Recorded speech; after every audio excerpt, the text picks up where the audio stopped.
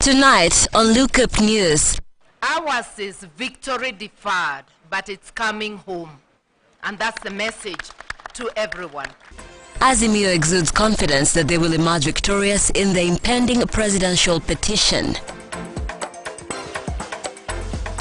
As we celebrate this moment, we also must focus on making sure that we deliver on our commitment. No time to waste. President-elect William Ruto calls on public servants to remain professional as he meets Kenya Kwanza leaders. And Education CS George Magoha affirms that schools will reopen tomorrow. Yippee! Kamata plotting at 349K. Oh yes, for only 349,000 Kenyan shillings, you become a plot owner at the Great Oasis Gardens, Nanyuki. The Great Oasis Gardens, Nanyuki is located along the Nanyuki-Rumuruti Road, only 11 minutes from the Cedar Mall and right opposite Mount Kenya Wildlife Estate. This is the best place to establish the getaway home that you have always dreamt about. For every 349,000 that you deposit or pay as installment towards any of Optivent's plot of land, you get 10K cash back instantly. Jaza basi twende Nanyuki. Bigger is indeed better.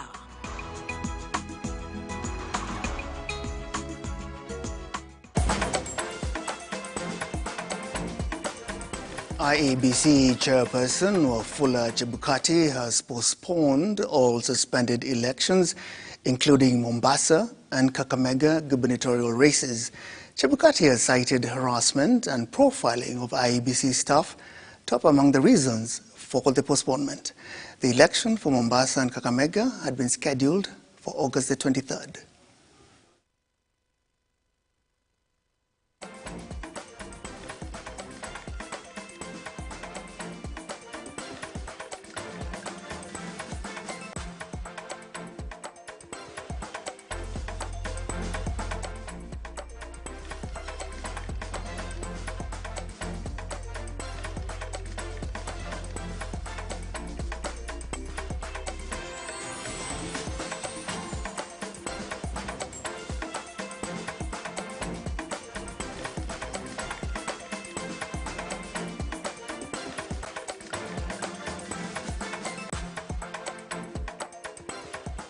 All primary and secondary schools will reopen tomorrow after a 2-week closure due to the general elections.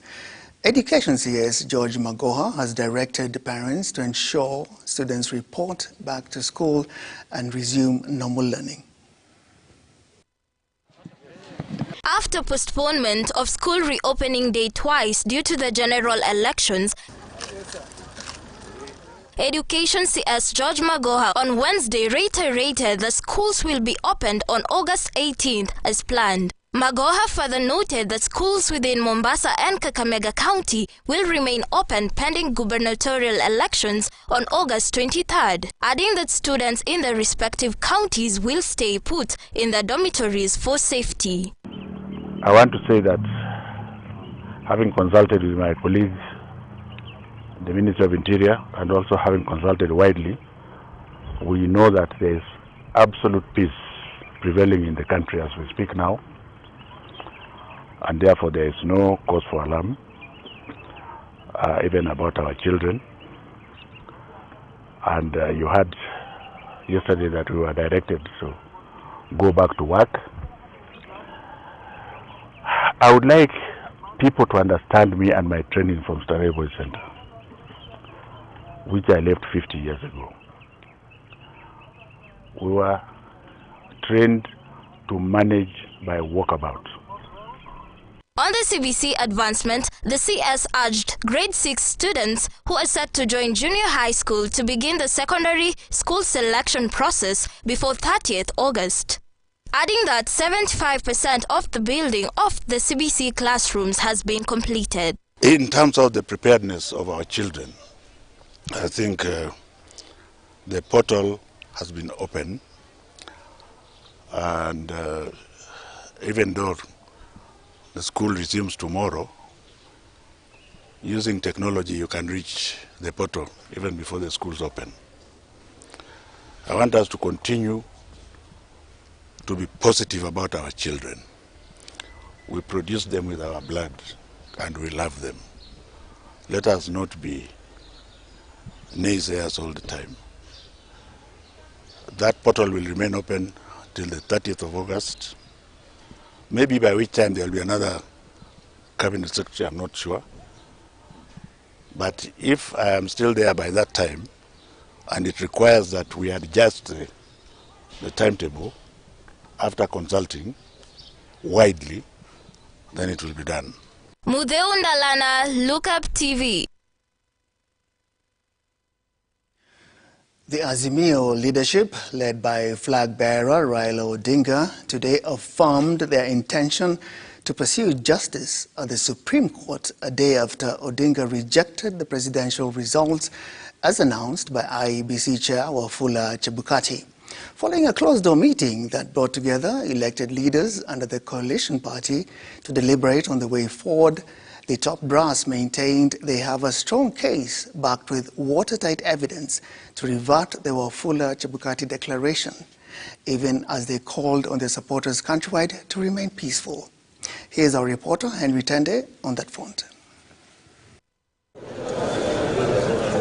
A day after the Azimio leader Raila Odinga announced he has rejected the presidential results as declared by the Independent Electoral and Boundaries Commission IEBC, the top brass leaders of the coalition party convened a meeting at the KICC of all elected leaders under the Azimio umbrella to deliberate on key issues, among them the decision to pursue justice in the wake of the contested elections.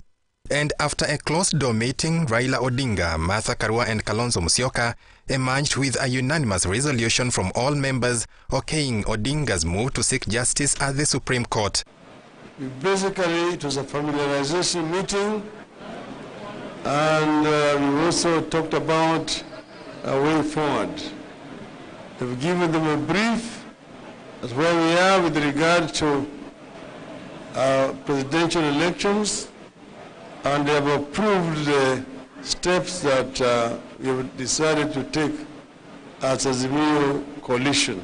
Nchi hii bado ni mapambano ili haki mwishowe ipatikane so that Kenyans can live happily together with each other as brothers and sisters. So unfortunately this has happened because of what happened at Bomas of Kenya, and therefore that process, the legal process continues, the political process also continues. This decision sets in motion a fierce legal fight in the corridors of justice. This, even as the Azimio Brigade maintains they have a strong case backed with watertight evidence to annul the results of the election, the results they have termed a travesty of democracy and the will of people. Ours is victory deferred, but it's coming home.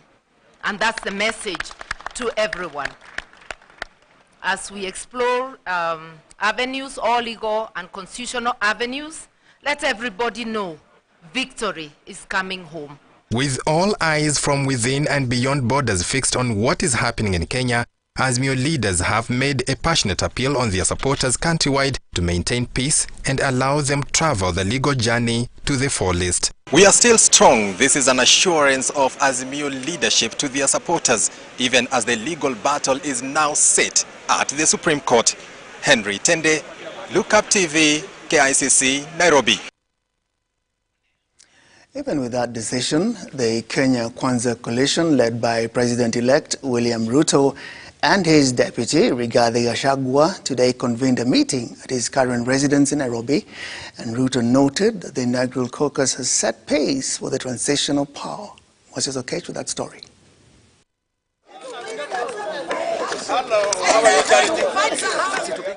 It is the first working strategy of the President-elect William Ruto after an official certification by the Electoral Commission, IEBC, on Monday. Ruto took the stage before his allied leaders with a promise to safeguard Kenyans. I want to, in a very, very special way, tell the people of Kenya in this first meeting of the leadership of Kenya Kwanza that every Kenyan can now go back to their phones. You don't have to use WhatsApp, you don't have to use Signal, you can go back and use your normal phone. because blackmail, intimidation, threats have come to a stop. Ruto urged leaders to work together with a plan to have consultative meetings. To achieve that, the Kenya Kwanza team is set to standard of accountable good leadership in the near future and to bring light of liberation to the people of Kenya. I will spare no effort to work with each and every one of you to make sure that you succeed, because in your success lies our collective success. So we will work together, we will pull together. And as my able deputy has said, this consultation will be the norm in Kenya Kwanza. The journey to liberate this country from state capture, conflict of interest, economic mismanagement has just started. And we are grateful to God that the man who has been given this task is equal to it. The ANC party Musalia Mudavadi believes all with strategies of transition will work with new governance, as well as Moses Wetangula believing in the strides taken. Let us make devolution work. Let us make our county assemblies work. Let us make the economy work for everybody. Let us support our President William Samoei Ruto in the delivery of his manifesto, which is the Kenya Kwanza Manifesto. The demonstration you have shown of your capacity to work around the clock is called upon even more, because we have to change this country and put it back to where it belongs. The allied leaders of the Kenya Kwanza coalition proved victory by congratulating Ruto as they pledged to work with the losers of the 9th August election in the Kenya Kwanza governance. I need to congratulate you for this historic achievement. And let me say that this is not an ordinary achievement.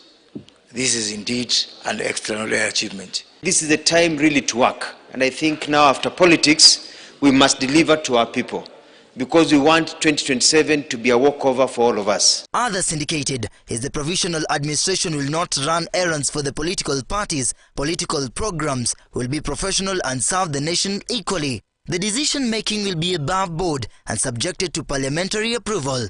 The 25% in 2013 for 31 counties, as well as 25% in 2007 for 34 counties, and 25% this year in 39 counties, brings a broader mandate of the Kenya Kwanza that Ruto believes Kenyans have chose right.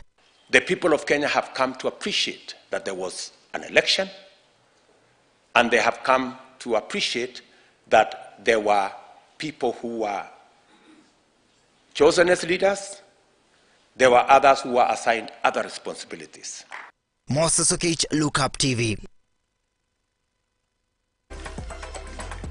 Watching the news on Lookuptv, we'll have more for you after this short break.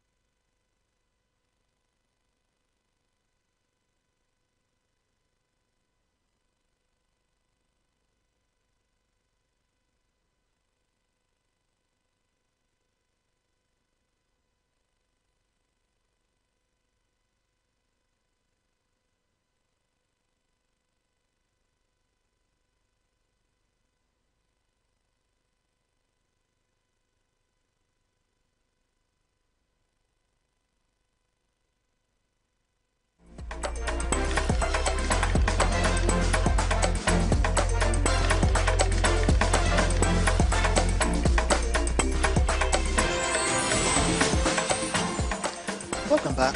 Embakasi East Member of Parliament Babu Owino has rubbished accusations leveled against him that he was involved in the murder of IEBC returning officer Daniel Musyoka, who was reported missing a few days ago. Babu Owino says he had no motive to kill the returning officer since he was leading with a huge margin in the parliamentary race. He has read malice in the accusations and maintained his competitor is out to tarnish his name and has invited the investigative agencies to carry out speedy investigations to bring perpetrators to book. When somebody dies, the first question you ask yourself, who would benefit from the death of this person? Nani ata benefit kutoka kwa kifo ya huyu mtu? It could be clear that this person died because of elections. So in this election, between me, the winner, and my opponent, the loser, who was going to benefit from the death? Would I kill a returning officer who was supposed to announce me as the winner of the elections? It does not make sense. It is not watertight to justify the conviction. But why would a loser kill the returning officer? One, if the returning officer ate his money and never delivered. Number two, if he wanted to petition this election, having known that he had lost, if he petitions and accusing the winner of the same. Babu hakuwa na nia yote kwa sababu ni yeye alitangazwa mshindi katika Embakasi East kama mjumbe. Kwa hivyo nataka kumwambia Mheshimiwa Muriithi hiyo mambo ambayo anaeneza hawachane nayo, na tumemwambia Mheshimiwa Babu vile vile tunampeleka katika DCI aweze kuandika statement yake kama inahitajika, na pia tuweze kuambia DCI amshike mara moja Mheshimiwa ambaye alishindwa Muriithi ili aweze kuandika statement vizuri na watu wakutane kwa court, na hiyo propaganda yake hawachane nayo. With the IEBC pronouncement of William Ruto as president-elect, the process of ascending to power begins with a committee put in place to ensure there is a smooth transition. Lookuptv takes a look at some of the parts of the process, followed by the actual swearing-in of the president. Went to the ballot on Tuesday to elect their president and other leaders. 6 days later came the hour, and so did the man. The IEBC chair Wafula Chebukati declared William Ruto president-elect. I, Wafula Chebukati, chairperson of the Independent Electoral and Boundaries Commission, hereby declares that Ruto William Samoei been duly elected as the president. The process of transition to power is spelled out in the Constitution, with the Transition Committee mandated to ensure that everything goes according to plan. The committee is established pursuant to the Assumption of the Office of the President Act, that is Act number 21 of year 2012, and in furtherance of Article 141 of our Constitution. The committee's core mandate is to facilitate a smooth transition from the current administration to the incoming administration. According to the Assumption of Office of President Act, an incumbent government is expected to establish a committee known as the Assumption of the Office of President Committee to steer the process at least 30 days before a general elections. But what exactly does the transition process entail, and why is it important? Lawyer Dedan Chege explains. What is supposed to happen. One, there is a committee that is set up by that act. The committee is chaired by the head of public service. Among the membership of that office, we have the Attorney General. You remember 2007, the post-election violence, and what triggered that. We know President Kibaki was sworn in at night, at 6 p.m. in the evening on a Saturday. So to avoid such scenarios, that's why we had to come up with procedures and laid out, very well laid out in law, so that we know what is supposed to happen. And you see, actually the Constitution says the president must be sworn in during the day, publicly, you see, so to avoid him being sworn in some hotel or other state house. Yes, so that is what triggered. During the inauguration day, a presidential motorcade will be on standby at the residences of both the president-elect and his deputy, and they will be heavily guarded by a contingent of General Service Unit officers who will guide them to the swearing-in ceremony. The law wanted to make sure that we do not have a situation where we don't have a president in place. So the transition process ensures that we have a president. The president, President Uhuru Kenyatta, is still in office up until we have a sworn-in president. Even at the time we have a president-elect, he still remains as a president-elect. After the declaration, here is what ensues up until the president-elect is sworn in as head of state. In an event of a petition challenging the results, it must be filed within 7 days from the declaration of the results. The Supreme Court should hear and determine the petition within 14 days after it is filed, and its decision shall be final. If the Supreme Court rules in favor of the petitioners, the results are annulled and a fresh election is ordered to be held within 60 days. In the event that no petition is filed at the Apex Court, the President-elect shall be sworn in publicly before the Chief Justice or the Deputy Chief Justice if the CJ is absent on the first Tuesday, 2 weeks after the date of the declaration of the results of the presidential election by IEBC.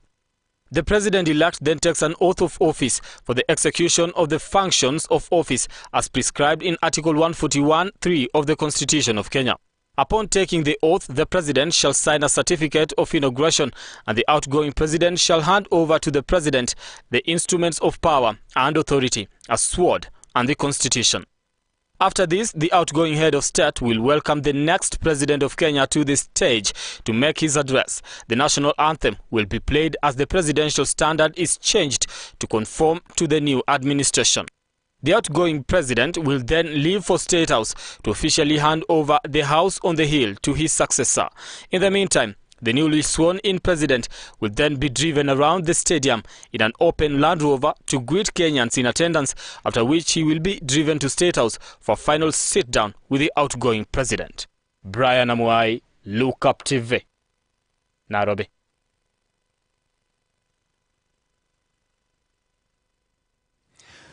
The 2022 general elections results have triggered dissent from different quarters of the political divide. An action that seems to be taking the country down memory lane, where a divided commission oversees a disputed election and the aggrieved party seeks legal redress. The 4 IEBC commissioners walked out of the Bomas of Kenya and distanced themselves from the announced results, citing opaqueness of the process. It is a process that already is raising eyebrows on matters legality, based on the move by the 4 IEBC commissioners to walk out of the Bomas of Kenya in dispute of the presidential election results. Led by the Vice Chair Juliana Cherera, the commissioners divided the commission in 2, distancing themselves from the Chebukati announcement in the name of opaqueness of the process. We will not take ownership of the results of the results yesterday of the presidential election declared and announced by Mr. Chebukati. Wanderi, Cherera, Nyang'aya and Masit blame Chebukati for not being transparent. But what does the law say in regards to that? We sit down with Advocate Bruno Situma. He is not running a race on his own, because somebody else will question that if that particular interpretation was to be given to mean that the chairman must work with the commissioners, what would happen, for example, if the commissioners decided to overrule a final decision? So let's assume that the Azimio brigade has won and the commissioners decide to overrule that. Then will that mean that because they have overruled that, the will of Kenyans will be sabotaged? Of course, that's not what the Constitution meant. So I think for me, the Maina Kiai case which was being relied on is in my view, placed out of context. With the only stop now being the Supreme Court, Situma argues that the Koome-led judiciary will be keen on several issues, including checking for any discrepancies in the results. The Supreme Court is not interested on whether, or at least I expect that the Supreme Court should not be interested on whether the results were clear to the commissioners before announcement or not. The Supreme Court goes to the root of what was announced. Those are the questions that the Supreme Court will be asking. Okay, It's clear that the commissioner said it was not clear, the results were not opaque, that's what they used. But then they will be asking, let us now come and ask, what were these opaque results? What was announced? 7.1 million vis-a-vis 6.9 million, right? Then the Supreme Court will go into the question. These were the results that were finally announced. Were these results the actual results, or do the 4 commissioners have another set of results? Right? What they feel, this is what ought to be announced. Because it's not a matter of whether the commissioners knew what was supposed to be announced. The question is, and they call it the materiality clause, that how material were the errors that these commissioners are purporting to state vis-a-vis the actual results that were announced by the chairman.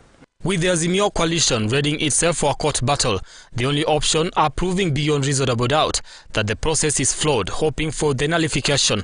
But what then will follow? If the error of 0.1% had amounted to 142,000, the question will be, will the 142,000 votes be significant to a level that the President-elect William Ruto should not have been declared president?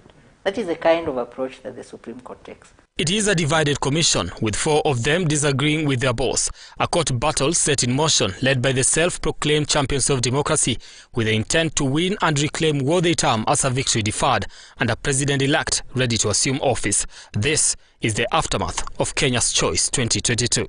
Brian Amuai, Lookuptv, Nairobi. High Court Judge Mugure Tande has declared the Supreme Court's decision to gag lawyers from making comments on the presidential petition unconstitutional. Chief Justice Martha Koome had initially amended the rules to govern proceedings of the Supreme Court to block lawyers from making comments on the presidential elections petition.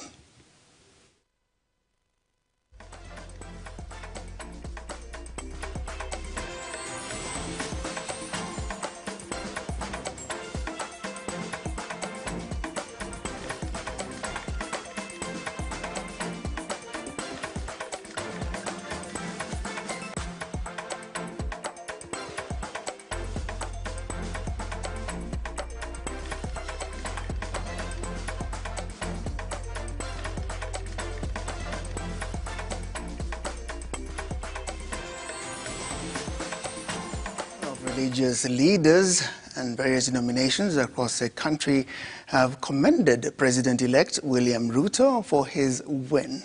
The leaders further called for peace among Kenyans post-election period, urging those with concerns to pursue legal action.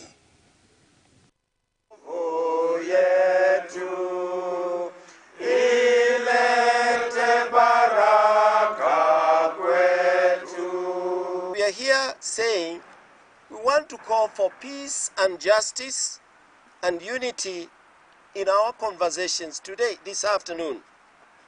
Therefore, we religious leaders drawn from the different faiths in our beloved country, Kenya, take the moment to thank God for hearing our prayers of Kenyans and granting us peaceful electoral process that was completed in the declaration of the presidential results. On our part, we have commenced the process of reaching out to key political leaders. We have this morning had a fellowship to meet the President-elect, His Excellency Dr. William Ruto. We are in the process of meeting the Right Honorable Odinga and His Excellency the President Uhuru Kenyatta. It is our hope and prayer that this engagement will promote justice, peace and prosperity. We as religious leaders are concerned with apparent disunity among the commissioners. We have in this regard reached out to the commissioners with them as we pray with them and listen with them to to a view of finding out amicable way of going forward.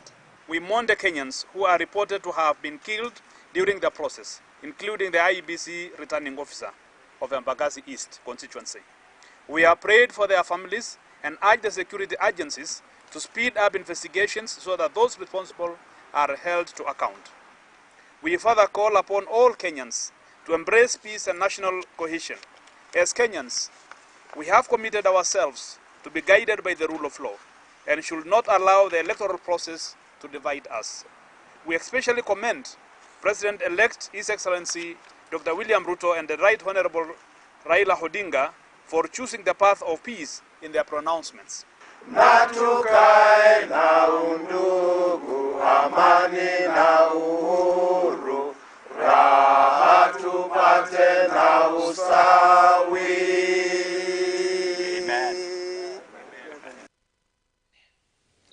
And so they can sing. Separately, Azimio flag bearer Raila Odinga's decision to reject the presidential results has elicited mixed reactions among his supporters and the rest of Kenya at large.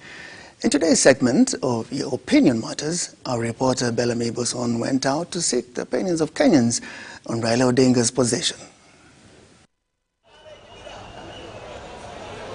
Following the rejection of the presidential results by Azimio flag bearer Raila Odinga, we are here on the streets of Nairobi seeking Kenyans' opinion on the same. Kwa majina ni Moses, na kama unavyoniona mimi nafanya kazi ya pikipiki hapa. Na maoni yangu ni kwamba Raila kama Mkenya yeyote ana haki ya kwenda mahakamani kama hajaridhishwa na uchaguzi. Kwa hivyo sioni kama kuna ubaya ama kuna ama amefanya makosa maybe kufanya maamuzi ya kwenda kotini. Ana haki ya kwenda kotini. Mimi ni mwana boda boda. Kwa upande wangu mzange tulia, ache hiyo mambo ya kesi mingi, biashara ziendelee, achane nayo, atulie hadi 2027 amwe mwingine hata tumpigie kura. Huyu jamaa ashinda story imeisha kwa hivyo. Na tuendelee na maisha yetu ikuwe sawa. Mimi kwanza naitwa Christopher Mruka, natoka Mumias, Western. Maoni yangu Raila kureject kura alifanya kitu ya busara. Kwa sababu hizo vitu zote zilikuwa ni wizi. Na kikwangu mimi mwenye nilipiga kura, mimi najua uchungu. Wale ambao wanatoa maoni sijui Raila amefanya nini? Propaganda. Huyo hajapiga kura na ajui uchungu wa kura. Mimi mwenye nilipiga kura najua uchungu wa kura. Na kura yangu iwezi kaenda bure. Raila saa hivi amerudi kotini. Hii maneno ikienda kotini, wacha maneno iende kotini, akienda turudi tupige debe tena. Sisi tuko ready kwenda kupiga tena kura. Na ikishindikana Raila declare tuko ready for everything. Whoever atasema, checheto atasema, sisi tuko ready. Ndio inakubalika na Raila kuna haki ya kukataa ya kwamba uchaguzi haijakuwa sawa. Kisheria inamruhusu. Kwa hivyo hapo sioni makosa yoyote. Kama kwake kweli hajakubali ya kwamba iko sawa, inakubalika, na zile due process amechukua pia inakubalika, iko sawa. There you have it, mixed reactions from Kenyans. Now it's a wait and see situation on what the court will decide. This is Your Opinion Matters, which comes to you every day on Lookuptv. My name is Bellamy Boson.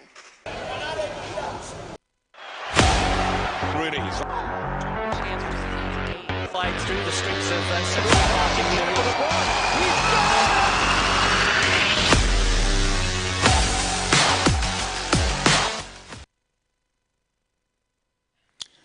Something a little different now. Mombasa-based Kenya Premier League side Bandari are in Nairobi for pre-season training and will tomorrow play non-leaguers Nation FC in a friendly match at St. Mary's School from 9 a.m. Bandari FC will then lock horns with fellow Premiership side Kariobangi Sharks in another friendly build-up at the Utalii grounds on Saturday.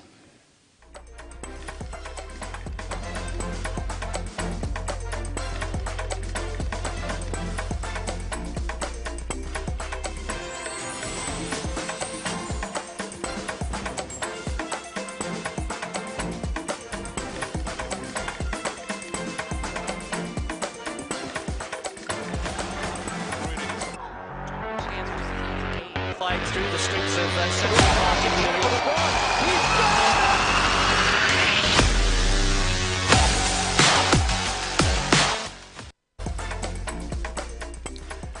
Thank you for watching Look Up TV, and that's the news for tonight. See you again tomorrow.